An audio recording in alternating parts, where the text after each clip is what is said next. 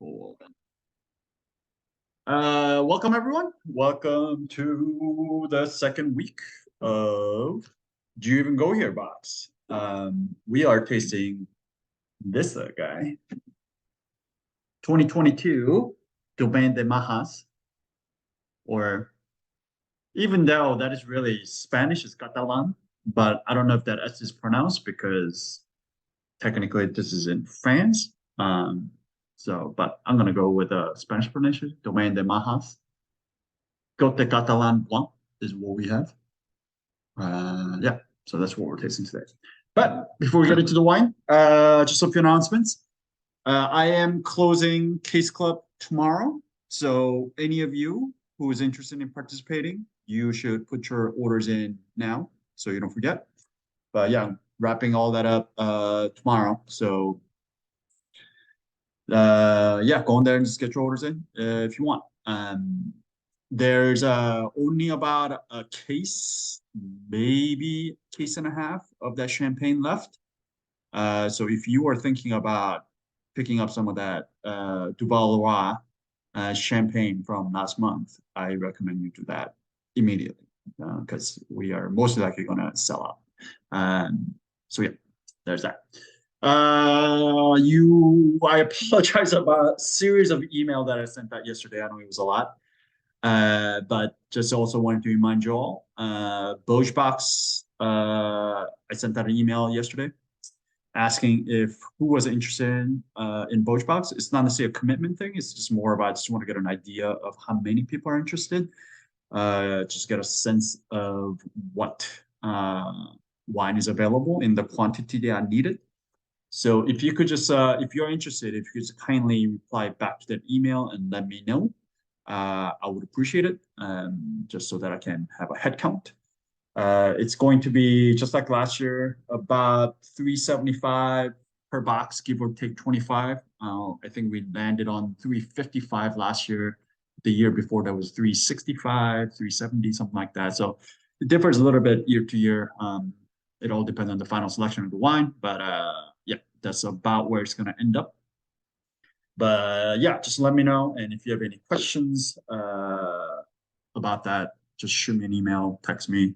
You all have my contact info and just let me know. And I can explain all the things, but it is by far probably one of the most popular things that we do here at 6 Foot Wine Club for you rookies who've never participated.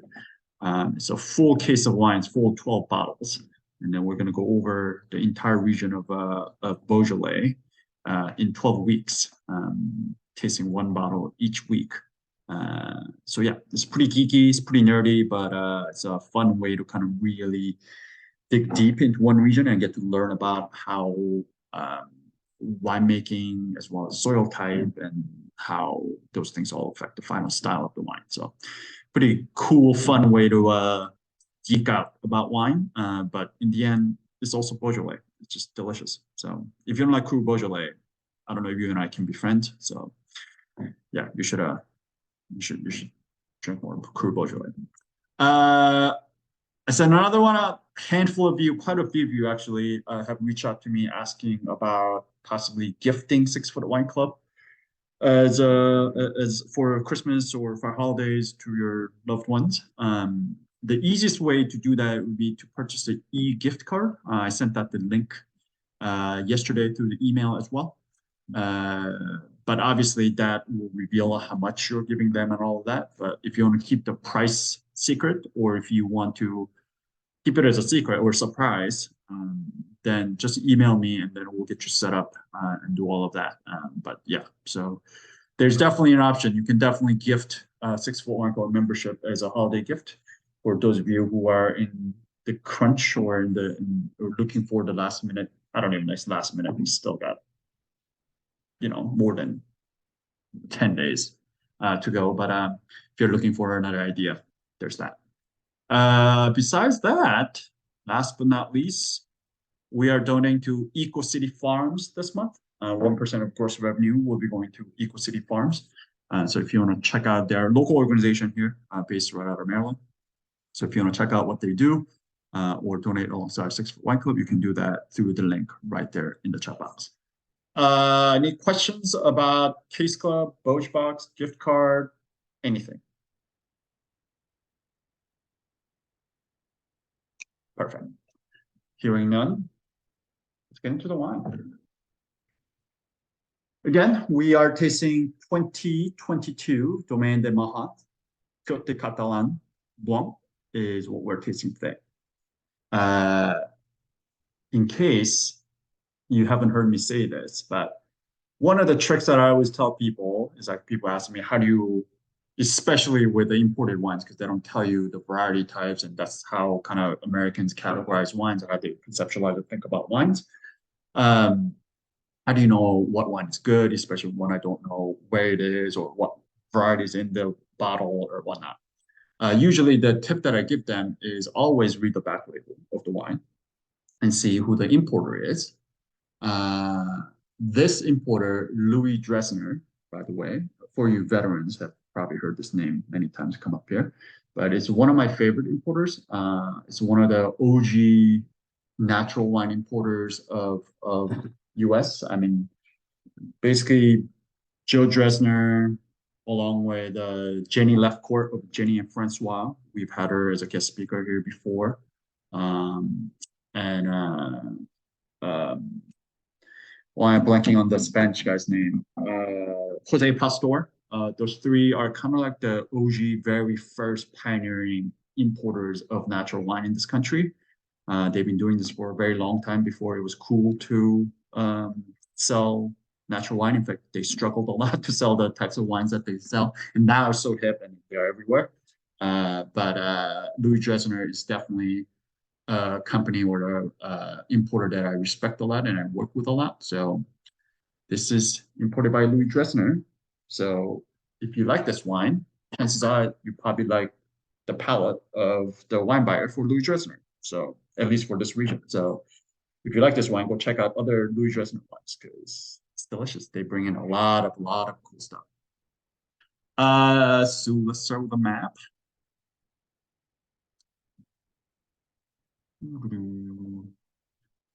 It's a map of France.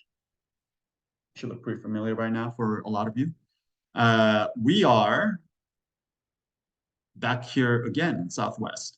I mean, a lot of it is, I mean, you may be wondering why did you pick two wines from this region? But one, because I just love this region. I do think there's a lot of kind of unknown, underrated regions that happen here. But this is also in Roussillon, just like the wine that we had last week, which is Limoux is where we were.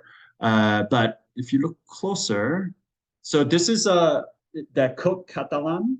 It's not, if you look right underneath Côte Catalan, it says Indication Géographique Protégée. That means that's actually an appellation that there's an AOC, the AOP system, right? The appellation system, the French appellation system. But underneath that is technically, this is a category that is less, quote unquote, less.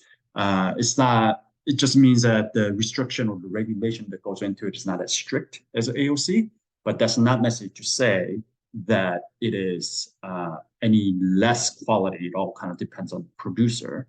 But in general, there's more quantity allowed to produce here.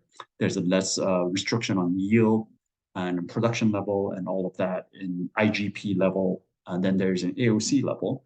But Côte Catalan is a very interesting IGP, particularly because there's a lot of cool kind of a renaissance of the old varieties or young people who are going there and making wines with such kind of old varieties and bringing this natural wine scene. There's a booming natural wine scene here in Roussillon, partially because the land here is the only place really left in France that is still affordable. So if you are a winemaker or a young person starting out and you want to buy land instead of having to always lease land or purchase grapes, this is still an area that is, I mean, still not necessarily cheap, but it's cheaper than most of other regions. So a lot of people tend to come down here. And it's also a great region for organic farming, just because it's a Mediterranean, it's very dry down here, arid, which means you don't have to worry a lot about humidity and all the other things that come with it, which is fungus, mildew, pests, all of that.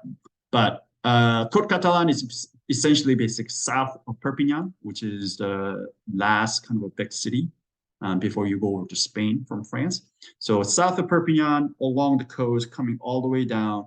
There are a few here that are excluded out of Côte Catalan. So there's a Bagnoul, for those of you who know, makes great French dessert wine, fortified dessert wine here in the coast. There's also Morey, which is up here up in the mountains. But this area, all the way up to the Spanish border, this IGP, this area is essentially called Côte Catalan. And you may be thinking, oh, well, it sounds Spanish, even though it's in France, and you're totally correct. This area has always been a lot of Spanish influence. Even the varieties that are grown here, there are quite a bit of Spanish varieties that are thrown in here as well. But yeah, this is once a Spanish or Catalan controlled area. So there's a lot of that influence, hence the name Côte Catalan. And that's why it's kind of interesting here, because you're taking this kind of French, Spanish varieties and Spanish, that kind of like really intense, dry climate, the concentration intensity. But you take this a French, really like a restraint. Well, I call it the French sensibility. A lot of French wines tend to be, a lot of people who like really bold, big, like a California style, or even like a Rioja, middle of a Spanish style wines, don't necessarily enjoy a lot of French wines because they think this is a little too pulled back, just too bland. But to me, that restraint is what makes French wines interesting and special. That subtleties, all the subtleties that come with it. So you kind of get that combination of both in this area. And again, like I mentioned, a lot of the young natural winemakers that are coming to this area doing really cool, fun, interesting stuff. So good place to kind of keep your eye out. But yeah, even though this is Côte Catalan, it is not a Spanish wine. This is a French wine. The climate here is Mediterranean climate, meaning it's dry, warm in the summer, and quite dry. And then the rain comes in the winter, and the winter is quite mild. It doesn't get super cold. It's right next to the Mediterranean Ocean, next to a huge body of water. So there's a lot of the maritime influence, moderating influence of the big body of water. Same kind of soil type I mentioned last week, which is that clay, limestone, schist. The clay and limestone mixture is that perfect mixture for viticulture, right? The grapes really like clay because the moisture retaining property of that soil, it develops the flavor of the fruit quite a bit. But the limestone, on the other hand, gives that acid and the minerality and the backbone. So you get this best of both worlds. So you get the ripeness and then the intensity of the fruit, but at the same time also the acid development and then the mineral development, the kind of the backbone structure of the wine. So that clay and limestone mixture is always a thing that a lot of good viticulture areas have in common. And this right here, Côte Catalan, definitely has that running through.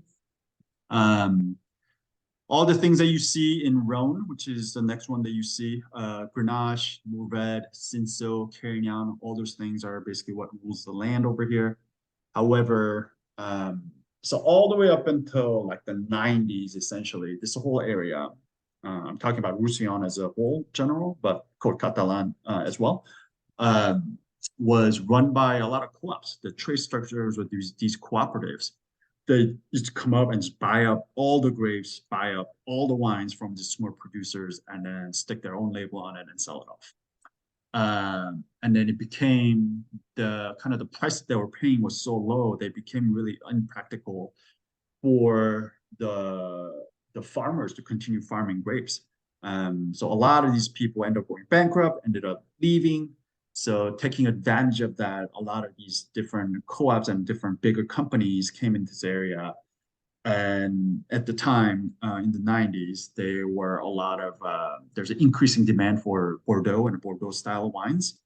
And, the California was definitely rode that wave as well. The California wine, as we know now, is because it rode that, the Bordeaux style trend in globally speaking in wine fashion. Same thing was happening here as well. So a lot of varieties got pulled out, a lot of indigenous varieties from here got pulled out and got replaced with these Bordeaux varieties like Cabernet Sauvignon, Merlot, Chardonnay, or that's Burgundy, but Sauvignon Blanc. And some of these things got planted here, and they're still here. And a lot of that is grown in this area as well. But nonetheless, this kind of in the red area, Grenache, Mourvedre, Cinsault, Carignan, basically all the southern Rhone, Languedoc kind of area stuff, as well as when it comes onto white, we're talking about things like a Macabeo, which is a Spanish variety. So again, this is where that Spanish Catalan influence comes in, and where you see a lot of that coming in. But yeah, just young people going in there, working with these indigenous varieties instead of working with these Bordeaux varieties that were planted in the 90s, which further basically tarnished the image of this area. But again, like I said, there's this renaissance going on here in this area. A lot of young people doing cool stuff, going back to the indigenous varieties, abandoned vineyards, finding these pockets that have been abandoned for a while, and then remaking wines in a very non-intervention, natural, pure way, which is super exciting. So who makes this wine? Domaine de Majas. Again, I'm not sure if I'm pronouncing that correctly. Yeah, but I'm gonna go with that. Is this guy.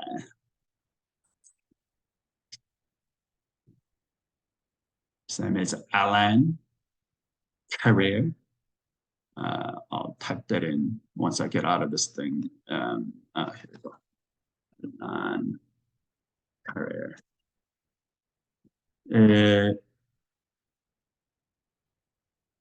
Yeah, his family's been growing grapes for a long time, for generations, but they never made wine until Alain took over.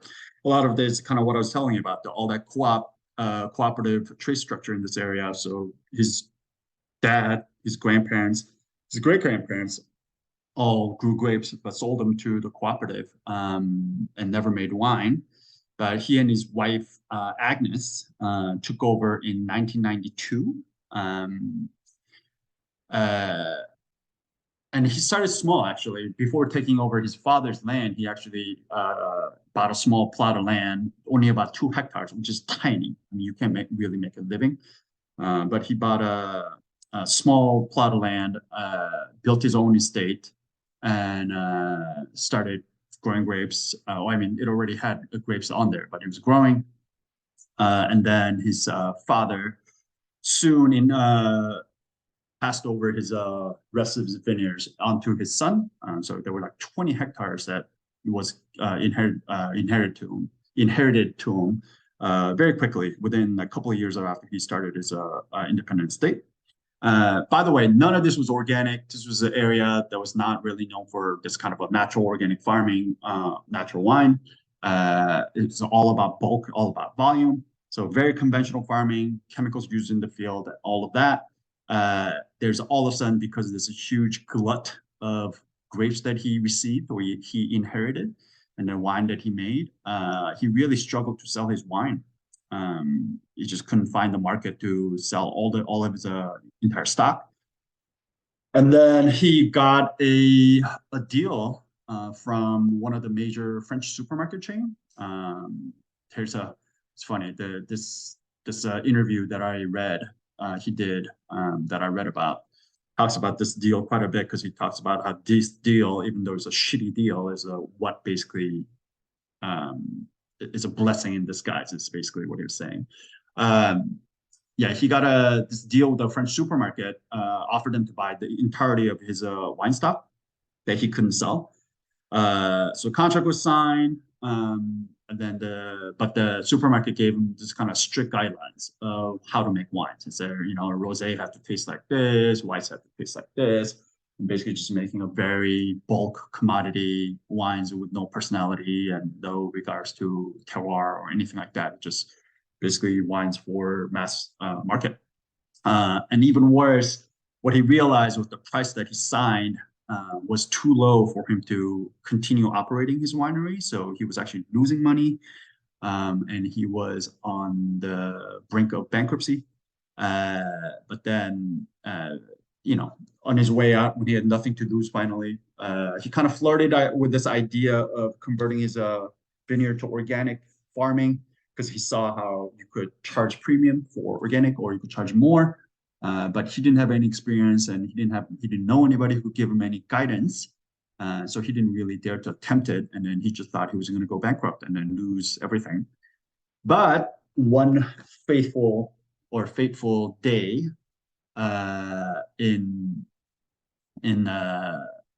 2000, he met Tom Lube of Matassa, Domaine Matassa, who is also a winemaker here in Roussillon. For those of you who don't know Matassa, oh, by the way, I wanted to show you this. This is a field. This is actually his winery.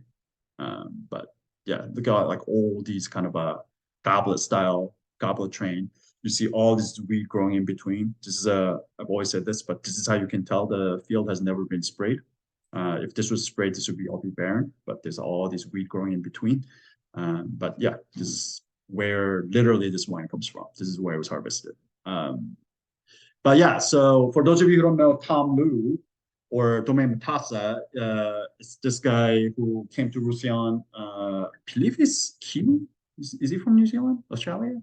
Anyways, he's not French, but he ended up here and started making natural wine before it was cool to make natural wine. Again, this is an area that was run by commercial wine, cooperative structure. Here comes some Kiwi, and then he decides to completely go fully organic, not using any sulfites, and just doing everything against the grain, which sounds kind of cool and fun now. It's like, of course, that makes sense. But back then, it was kind of an unthinkable thing to do.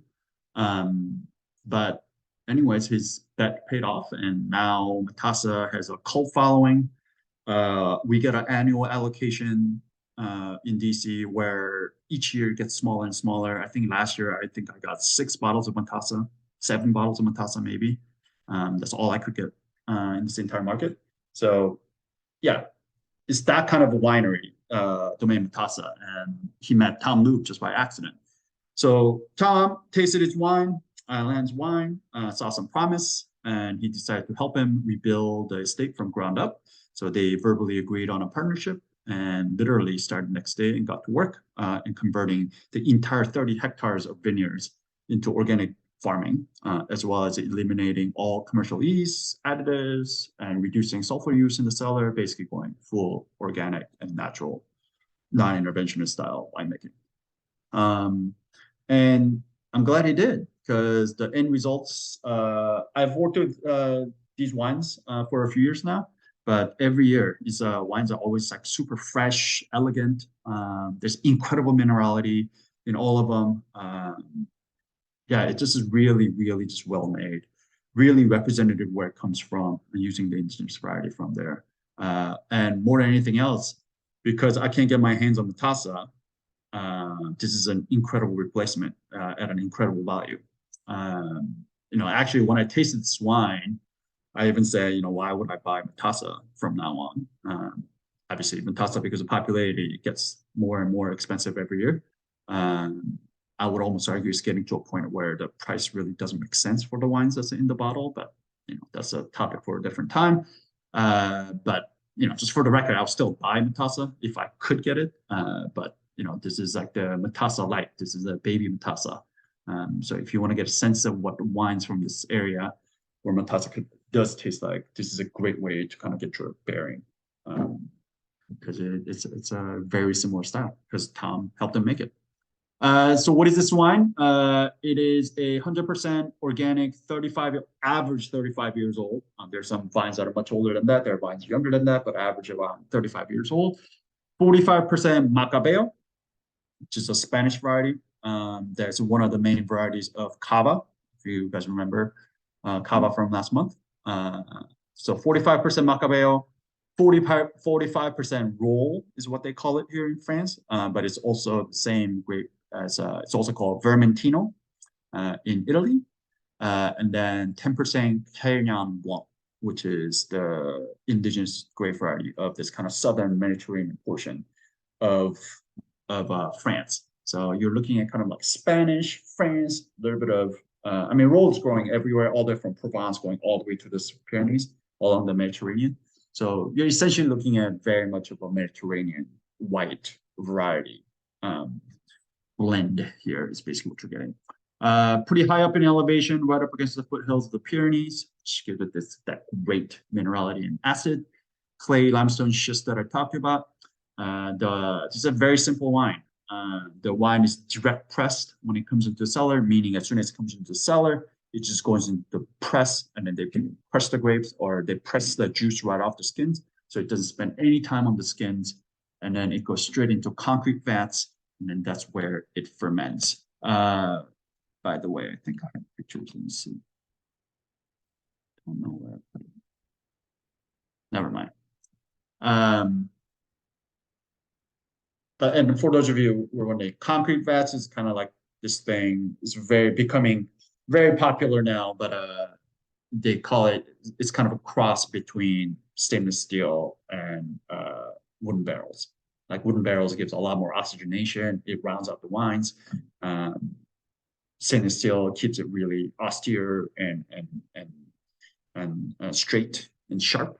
But the concrete kind of, it's not quite wood barrels, but it's not quite stainless steel. It's somewhere in the middle. This is basically what I've been told by winemakers over and over again. But I do like a lot of wines that are made in concrete vats, especially in this style, where it's a very fresh, kind of a elevated acid, lifted kind of style of wine. The concrete is a good vessel for it. Any questions before we taste the wine?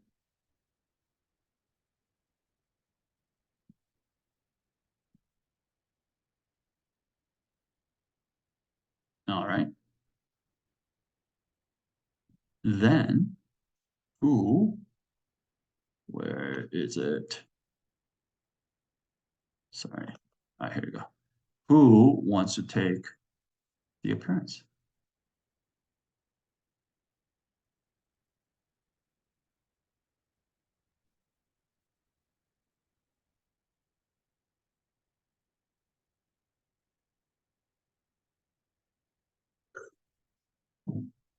Bueller. Bueller.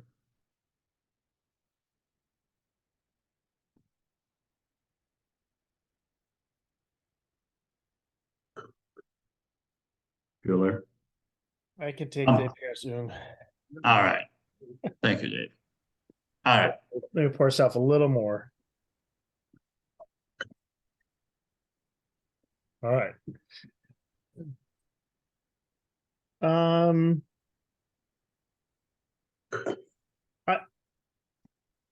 Mostly clear, but not completely. Yeah, exactly. Yeah, no, that's a good observation. I'll still call this clear, but yeah, this is not a fine wine. Yeah. Yeah, interesting. Intensity? A little bit hard to tell in the light I have, but I would say somewhere between pale and medium. Yeah. And I would go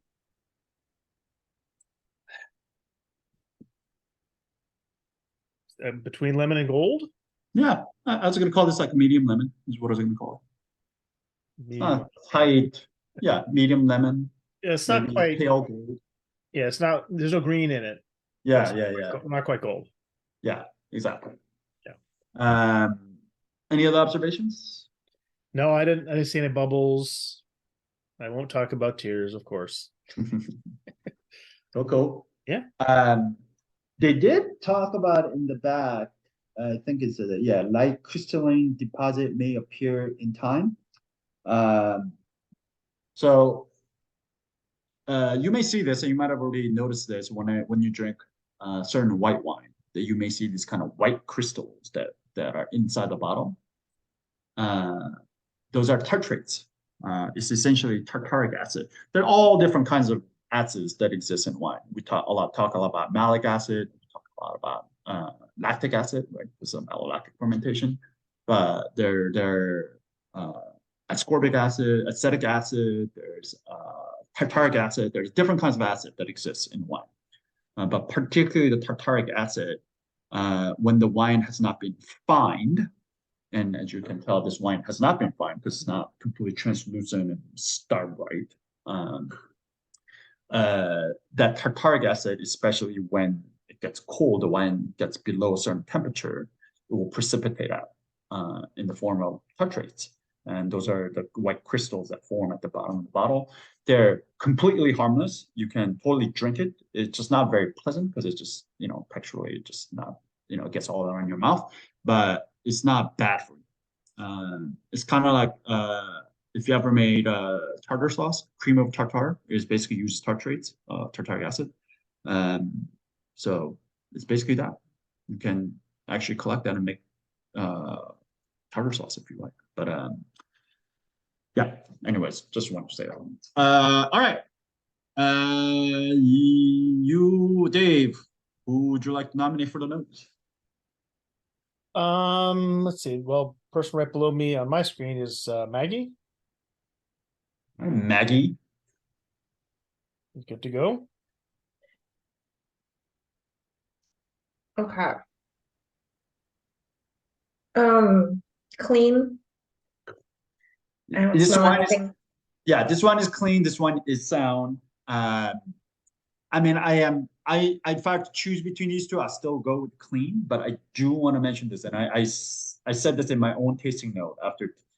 What I liked about this wine, and this is actually true of Matassa, Tom's wine as well, is that it really, like, you can tell this is not a sterile, like it made in a very sterile, like a lab factory, like, place. Like, it's a little fucked up. Like, it's not fucked up, but like this, it's not 100% clean here. It's not squeaky clean. So I just wanted to point that out, but still, I would call this very much clean and sound. Like, wine is, there's nothing wrong. There's nothing faulty about the wine. But yeah, just wanted to put that out there a little bit. Intensity. Either medium plus or pronounced. Like Yeah, I smell it a fair amount away from the glass. yeah, An inch or two, I think, maybe. yeah. I mean, I smell it here. So yeah, I would call this medium plus as well. By the way, this wine has opened quite a bit just sitting in my glass for the last half an hour. I opened my wine like literally right before the call, but it's already developing quite a bit and opening up. So if you just opened the wine, give it some time or decant it if you want. But I think this wine is going to open up quite a bit with some time. But yeah, even right now, half an hour. Like when I first got it, it was also very cold. But right now, I'm going to call this medium plus as well. Like it's about like right here. Right here's when I smell it. So yeah. Medium plus intense aromas of, what do you got?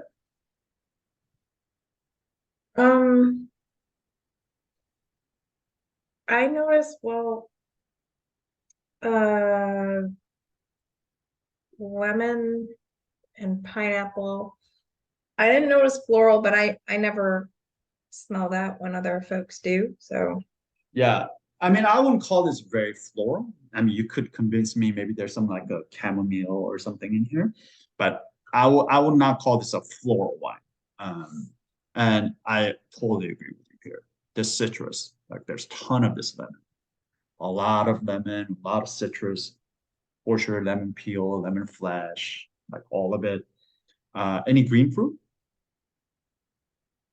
um I didn't notice that. I mean, I noticed Yeah. more like the lemon Yeah, over agree. that, but Yeah, to me, this is very much on the citrus here. Any stone fruit, tropical, you said pineapple? yeah, I thought I smelled that. Yeah, And so this is where I'm gonna sound outrageous. Maybe not. I don't know. Some of you may get it.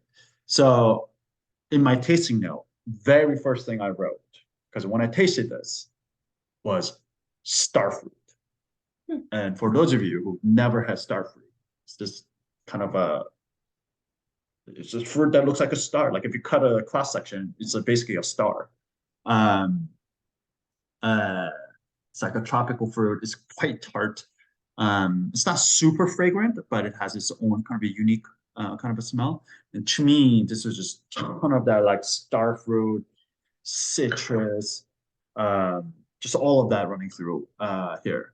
Again, that is not one of the things that are on here, right? On the grid, but it's something that I got. It's something that immediately kind of ranked to me. So I'm gonna call it out. But if you get something else to you, if this is coming off as a passion fruit, I mean pineapple, that's fine. But yeah, like there's some sort of like a tropical thing going on here. There's a ton of the citrus. To me, I also got a little bit like a underripe pear kind of a thing, but that star fruit, maybe like unripe pineapple, all that. I think you're dead on. I think there's some of that going on here. It's not just the lemon. What else? You get red fruit, black fruit? Uh, no, I didn't notice that at all. Yeah. Nature of the fruit? I mean, I just noticed fresh. I didn't notice Yeah. stewed or dry. Not at all. Yeah. I think this side is just fresh. If anything, maybe underripe. Underripe to ripe. Definitely not overripe, not jammy, fresh, or anything like that. Again, to me, this comes off as like just before it gets fully ripe, kind of like that pear, star fruit. Again, like I think that pineapple call, like unripe pineapple, I think is actually quite right, dead on. I totally agree with it there. Herbaceous, herbal, spice, anything like that? I didn't notice that. But I don't normally notice like a pepper or anything when other people do. Yeah. I notice more like I notice kind of salinity and flint stoniness kind of. Yeah. Yeah. So yeah, I agree. There's not much green thing going on here. Sure, the nature of the fruit was maybe a little underripe or just before like ripe, but no greenness. There's nothing that is like unripe, like a vegetarian or vegetal thing going on, which speaks to his farming, which I guess means he got his fruit ripeness to get it to a sugar ripeness to the right point, but also while developing all these flavors that we got, like the tropical flavor or aromas and all those things, it only comes from actually getting the fruit to the right ripeness. So he's able to farm it to that level, but as we talked about, it's not like super ripe. It's like just before underripe. So he's picking it probably quite early. But at that point, for this wine to not have any of these kind of green herbaceous herbal thing, which means he was able to get the wine to the phenolic ripeness, the right amount of phenolic ripeness. So when you're farming, there are these kind of three different ripeness that the farmer looks out for. One is a sugar ripeness, whether the actual sugar content inside the grapes get to a certain level so he can develop alcohol, right? Because alcohol does a lot with turns into glycol, so it gives the mouthfeel, that kind of like a plush mouthfeel, body, all of that really comes from alcohol, right? And then two, phenolic ripeness. We're talking about stems, the skins, the seeds, basically not the actual fruit part, but the vegetal part, the plant part of the grapevine. When those things are not ripe, you can give up these really kind of vegetal green bell pepper. I mean, certain grape varieties just are naturally high in those things, like Cabernet Franc and Cabernet Sauvignon, Sauvignon Blanc. All those things are very high in natural pyrazine and phenolic, so that's why they smell like bell pepper and grass. But usually, if you don't ripen that, if you don't get it to the right phenolic ripeness, then the wine can give off that really green, that plant matter kind of thing. Like if you ever gone hiking and you just ripped some greens out of the greenery, trees or bushes, and then you smell that green, like that kind of green. You would usually get that, but there's none of it here. Like I don't get any of the like the herbaceousness here, which tells me again, really great farming. And then the finally last part is the flavor ripeness, which is where again he developed sugar, but he also developed all that flavor, the tropical fruit and all of that would only happen if he's able to get the fruit to the right level of ripeness. So to me, when I smell and taste this wine, just paints a picture of somebody who paid a lot of attention to farming and was able to get it to the right level and make the right decision in terms of when to pick. Like he picked it at like just the right time to get all these things to be balanced. So yeah, no richness, no herbal, no spice. Are you smelling any rocks, minerality, things like that on you? Yeah, I mean, I noticed that I think on this one, and I don't normally pick up on that on other wines when you say there's like minerality.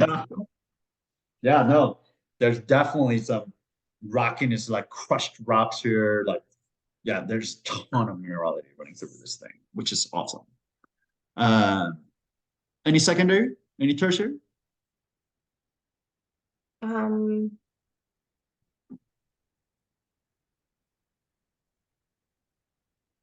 not maybe like creaminess, but I didn't notice that before until I saw like a suggestion on the screen here. Yeah. Again, I suck at smelling MLF, but I don't know if this has gone through MLF. My bet would be that it has. But yeah, I mean I can find it. But yeah, I mean to me, there's not much of secondary tertiary here. This is very much of a primary, very fresh, very, I mean, it's 2022, it's still a very young wine. So it wouldn't make sense to have any tertiary going on here. But even the secondary, I mean, this is a very straightforward, direct press into the concrete vat, you know, fermented, rested, bottled, and sold out. So yeah, probably not a whole lot of this thing. So we're talking about very much of primary fruit, fresh, with the layers of that minerality and different kind of layers of fruit, which is really, really cool. But yeah, cool. Good job. You got to pick the next person for the palette. Is anybody eager to do that? Or I'll just randomly pick somebody. Let's see.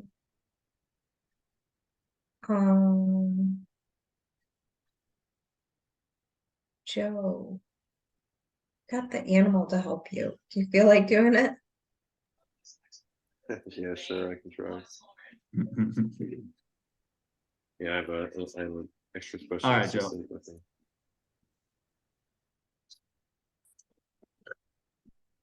So I will say though, like I had a cold last week, a really bad one. I can't smell anything. So I was like, oh, this is definitely like medium minus. And apparently it's like really just me. Because I can't smell anything. So Yeah. might I mean, affect how when well I can first taste it. opened the wine, I honestly thought, I was like, wow, this wine is really kind of sleepy, locked up. But honestly, now that it's been in my glass, it's opened up quite a bit. So, Yeah, it's opening. but yeah, let's start from the top. Sweetness. It's definitely dry. Definitely dry, like bone dry. There's no sugar on here whatsoever. Acidity. It's definitely got some. I go with like medium plus Mm-hmm. on this guy. No tannin. Yeah, no tannin. This is like lower end of medium plus, higher end of medium, but yeah, I think I'm gonna go towards medium plus here. So it's got some acid. This is great. Alcohol. Is always the one I struggle with. I would say medium. What percentage do you think it is? I don't know, 11, 12. Yeah, I was thinking like 12. Doesn't seem all that high. 11 and a half. Yeah. 11.5, which should be right in the kind of a lower end of medium, higher end of medium minus. So if you can call this medium minus, that's totally fine. But yeah. So yeah, medium minus to medium. Body. Body's light, let's say. Maybe a little something there. Medium minus in a range. Got a little bit of a weight, which is interesting for something as low as 11.5%. I agree with that medium minus call. Like this is like to me, this teeters the line right here between medium minus and medium. But I think I would also go with you with the medium minus on this thing. But yeah, it's got a little bit of weight. It's not just completely weightless, watery kind of a body. for something that is as low as 11.5%. It's not that light. Yeah. It's cool. Mine's also really cold. I got one of these wine sleeves on it, which kind of really, yeah, really chills it. So maybe that's why I can't smell much either. That kind of affects my perception of body also. Yep. The Flavor mousse. intensity.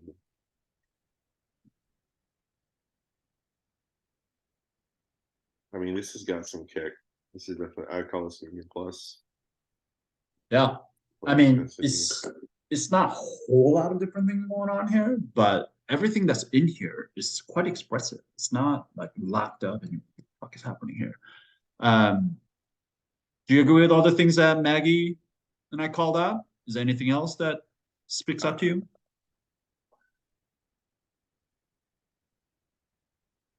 For the most part, yeah. Like if we get like a, I get a little orange peel now that it's kind of been open for a little while. Yeah. It's different kind of citrus, okay. Yeah, kind of it's changing a lot as it's Yeah. been open. So But yeah, by and large, same stuff.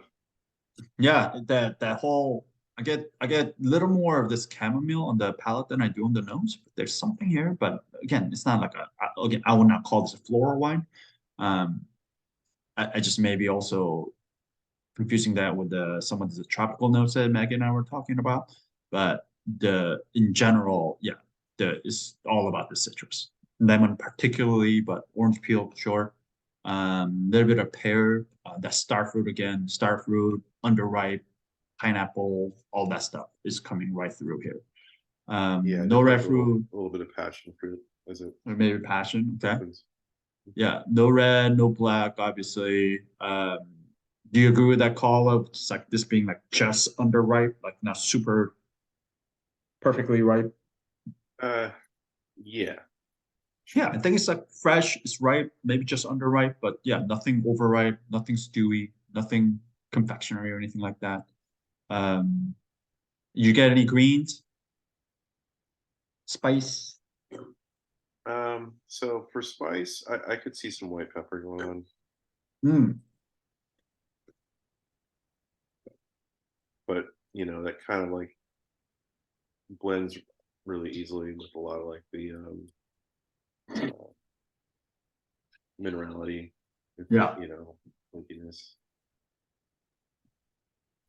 Yeah, that minerality is awesome. Like that's kind of why this thing really spoke to me. I mean, besides all these kind of layers of different fruit, particularly that tropical fruit, which is super cool. Especially when it comes from this kind of a high elevation, low alcohol wine, which is usually you don't get any tropical fruit. It's usually very austere kind of a wine. But the fact that you're getting that layers of a tropical fruit on top of this like crushed rock minerality, the mineral complexity, to me is what makes this wine quite special, or what I like about it. So yeah, definitely that crushed rock and all of that, for sure. As far as the secondary things go, again, Yeah, I'm not really getting much there. yeah, I mean the acid doesn't seem like there's definitely acid, but it's not like super sharp. So I think that there's definitely some MLF on this thing. I don't know how much. I'm willing to bet there's probably full mallow on this thing, but just knowing Tom's style of winemaking, he's not the one to really just stop malolactic fermentation from happening. But yeah, the acid here, while there's enough there to call this medium plus still, like it's not like super sharp, jagged acid. So it's definitely rounded and kind of softer. So yeah, for those of you who are calling some cream and all that stuff, there's probably definitely some MLF on this thing. And going back, now that my wine has warmed up a bit, I'm gonna change my call of body from medium minus to medium. But there's definitely some weight on this thing.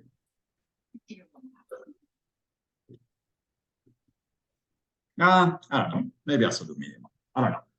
It's a real split toss between medium minus and medium on the body. This thing. The length. How long do the flavors stick around?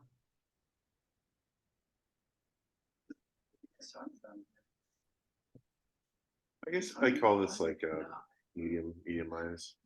Yeah, I'm gonna call this medium as well. It's not super long. I mean, it definitely hits you. There's some of the minerality lingering around.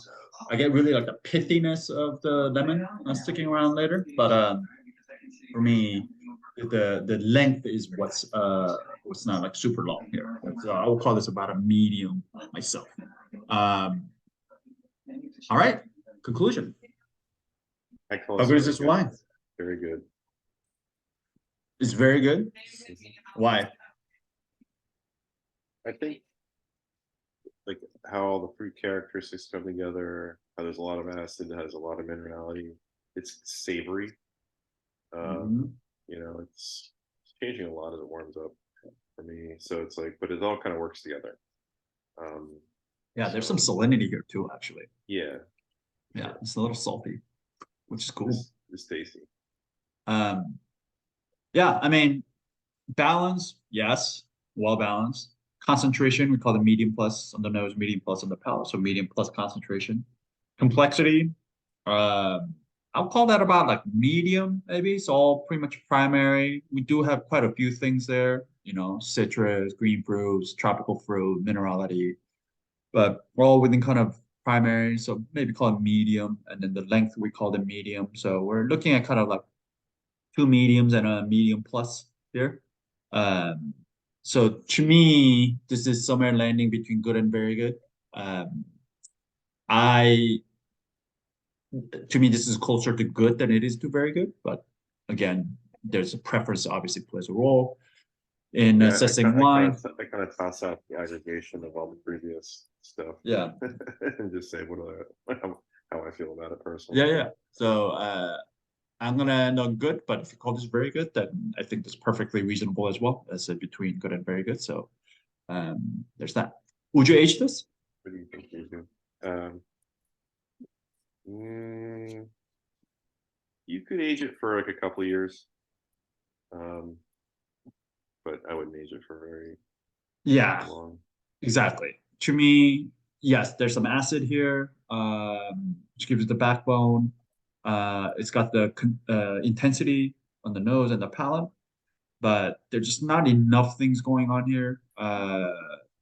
And to me, what's great about this wine is, in fact, that little bit that austere. There's something austere about this wine. It's not this like super, I don't know, opulent and full of aromas and fruit and flower. It's not a pretty wine. It's very kind of like a, straight backbone. There are some little whistles, bells and whistles on here, right? Like we got little chamomile, little tropical thing, notes here and there, little salinity, right? But at the end of the day, it is a very savory, kind of a straightforward wine. And to me, that's what makes this cool. Yes. If all those fresh things were to switch off to like tertiary things and you were to lose that fresh fruit, I don't know if I would necessarily like this wine as much. So for that reason, I would say drink this now. But if you want to see it, I wouldn't necessarily recommend aging it. But if you want to see it, maybe a couple of years, but not very long. So maybe a couple of years just to see how those fruits change a little bit. But yeah, I'd say drink this now. And maybe I'm one of those weird people. I don't think I'm the only people because, like, if you ever go to like Savoie, Jura, these kind of like mountains, alpine areas where they ski, and you go to ski lodges in France or even in Spain. But these kind of like really high acid, austere, acid-driven wines. They drink a lot of this in ski lodges. And to me, cold weather I can drink wines like this any day of the year, but I enjoy this any day of the year, but particularly when the weather turns. A lot of people either like full-bodied whites, but for some reason, I don't know. Like when it's cold, I think of much more of these kind of mineral, acid-driven, really like structured white wines. But that's just me. Any questions?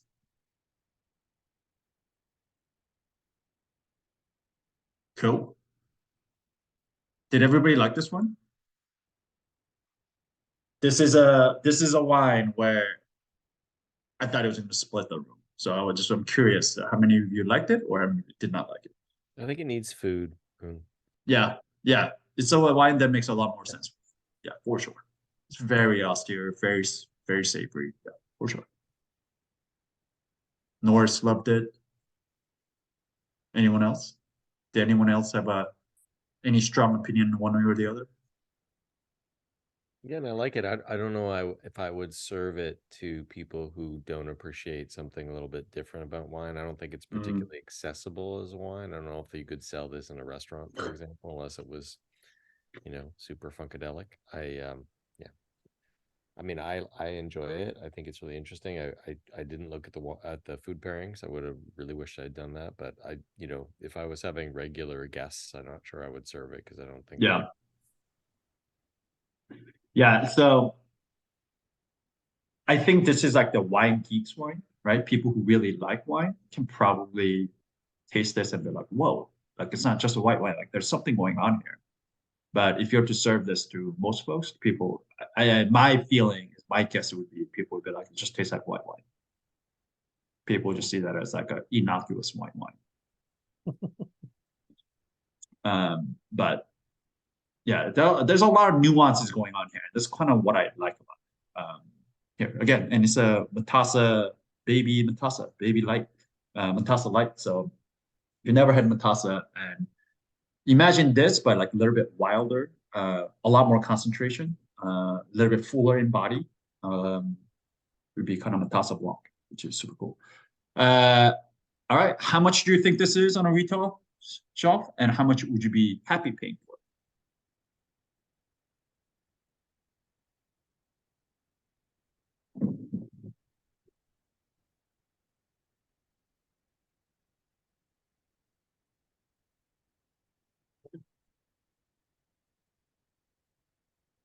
$25, $20, $22, $25, $25, $30, $24, $25, $27, $35, $30. All right, $23, $20.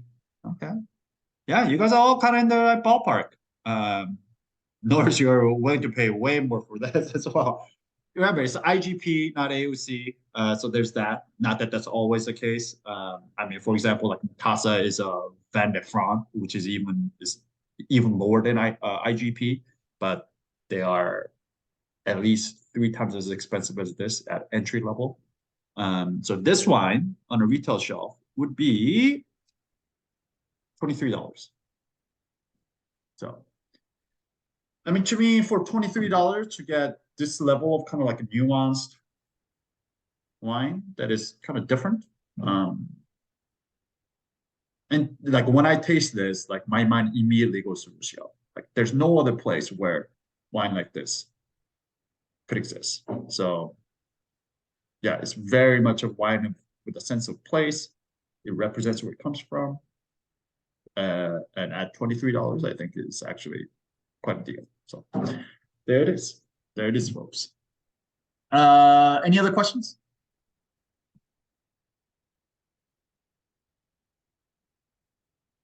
Excellent. Excellent. Well, what's new, folks? What's going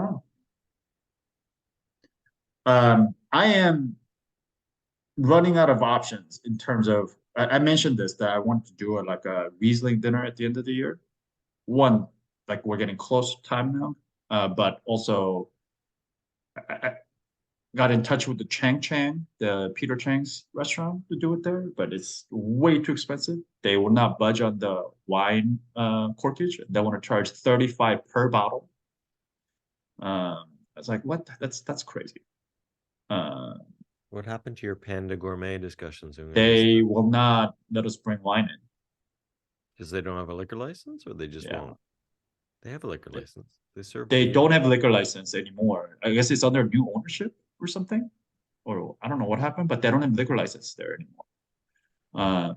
And you know, technically we could still bring it in, but I don't know. This year was just not having it. I think I would have to go in there in person maybe to talk to her. But so yeah. If any of you have some ideas, I'm all ears, but I'm having a hard time. There's a dim sum place on 14th Street Yeah, those are the actually pretty decent. yeah the Seem like down really nice people. Well, not sorry, I'm not sorry. I'm thinking Connecticut Avenue. Dahong Pao is great, but I'm not sure like Riesling is the right thing for Cantonese. But the other place is a bit more mixed. It's Connecticut, right, like across from the not the Cleveland Park Metro, but the one that's south of that. I'm blanking on that. Is that Glover Park? Oh, okay. I'm forgetting the name of it, but it's Woodley? yeah, it'd be Woodley Park stop. And so there's a like a relatively recent Chinese fancier dim sum place than Dahong Pao, and it's actually really, Okay. really good. They seem pretty cool, and I don't really know that they're that busy. Okay. But I'll send you the name, and it might be worth Okay. it. Yeah. Then I'll check them out. There's also Makedo. There's what? Makedo. Macado. Yeah, I don't know if they will let us bring wines and they will probably also charge corkage fee for each bottle that we bring in. Yeah, but it wouldn't be like 35. Yeah, I don't know. You could ask. I know Eric. I could message him. We could all smuggle a bottle in our pants and then just open it. Yeah, there you go. They'll never notice. Is that Riesling, or are you just happy to see me? Yeah. It's both. What do you think I mean, about there doing might this? be a Owen? couple of other like Sichuanese options. There's one up on East West Highway, but I've never been there. I'm told it's decent, and there's a couple of places out in College Park if people are willing to go there that are pretty bare bones, but I think the food's pretty good. Okay. I mean, yeah, if you guys have an idea, let me know. I know there's a place on M and 18th Street. The food there is pretty decent. Szechuan Pavilion, I believe it's called. But anyways, I was thinking this is gonna happen like the 29th or the 30th, the Friday or Saturday before another year, between Christmas and New Year's. It's kind of what I was thinking. Okay. I will be out of town. Yeah. We are Same. like the kids have school off from like just before Christmas all the way through January 8th or something like that. So Yeah, I mean, I was initially thinking 23rd, that Saturday, next Saturday, but that seems way too close. I don't know, maybe 23rd. But I can't even find places that will let us, that makes sense to do it on the 23rd. So I don't know, maybe it will happen later in January or something. I just want to eat some Szechuan food and drink Riesling with y'all. That's all. I don't care when it happens. So if you guys have an idea, let me know. Yeah. Laos in town might be a good one too. I suppose, Julia, we could get a bunch of takeout from Panda Gourmet and do it in Ian's office. I mean, can't speak for Ian. He's not I know. But we could probably do that. But yeah. I suppose I could ask him. Una, what's your feeling on festive wine-based like cocktails? Like, I feel like I'm like in the mood where it's like, oh, I want something like fizzy, but also like wintry. French 75 kind of thing. I mean, I love a French 75, and I will drink a French 75 any time of year. It does not need to be, particularly festive, but like, it's like looking at things like these like winter spritzes and things like that. And I guess I just need a bunch of bad Prosecco, right? For that. Yeah, I mean, there's that. Or you can make